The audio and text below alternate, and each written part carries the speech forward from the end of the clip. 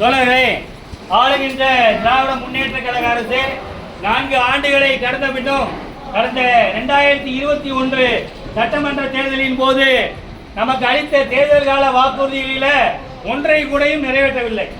முதல்வர் பல இடங்களில் சொல்றாரு, சொன்னதை செய்வோம் சொல்லாதையும் செய்வோம். ஆனால் நம்மளை பொறுத்தவரையும் சொல்லாதையும் செஞ்சிருக்காரு. என்ன, கலைஞரால் வழங்கப்பட்ட கடன் விடுப்பு சலுகையை கூட இவர்கள் ஆட்சிக்கு வந்த பிறகு கடந்த 4 ஆண்டுகளாக வழங்காமல் நம்மை வஞ்சித்து வரை காலவரையின்றி முடக்கி வைத்துள்ளார்கள்.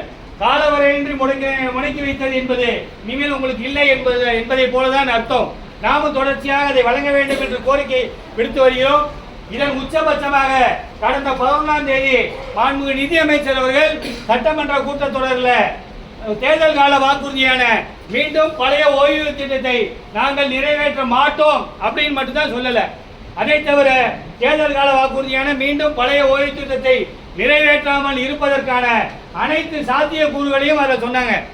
உடனடியாக தமிழ்நாடு தலைமைச் செயலர் சங்கம் மாண்புமிகு நிதியமைச்சரோட அறிவிப்புக்கு கடும் கண்டனத்தை பதிவு செய்து பத்திரிகை செய்தி வெளியிட்டோம்.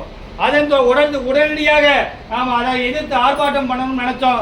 ஆனால் தொடர்ச்சியாக பொங்கல் விடுமுறை வந்ததனால இன்றைய தினத்தை தேர்வு செய்திருக்கிறோம். தொடர்கள் இதோடு மட்டுமல்லாமல் இன்றைய இளைஞர்கள் 4.5 லட்சம் காலி, இவர்கள் ஆட்சிக்கு வரும்போது இருந்த 4.5 லட்சம் காலி பணியிடங்கள் இன்னைக்கு அதே லெவலில் இருக்கு. எங்க பார்த்தாலும் தனியார் மயம், அவுட் சோர்ஸ், தனியார் மயம், தாராள மயம், அவுட் சோர்ஸ், ஆலோசகர்கள்.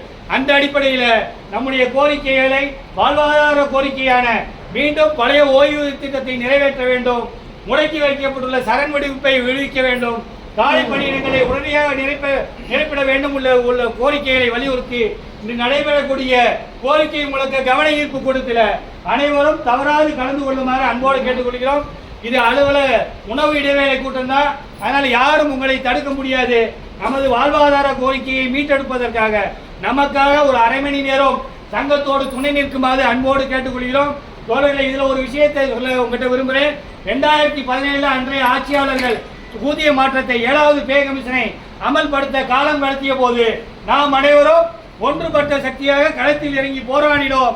நீதிமன்றம் வரை செய்து அந்த ஆட்சியாளர்களை நிர்பந்திக்க வைத்து ஊதிய மாற்றத்தை பெற்றோம் என்பதுதான் வரலாறு. நாம் அனைவரும் ஒன்றுபட்ட சக்தியாக இருந்தால் ஆளுகின்ற ஆட்சியாளர்கள் நம்மை வஞ்சிக்க முடியாது என்ற அடிப்படையில் நாம் அனைவரும் ஒன்றுபட்டு நிற்கிறோம்.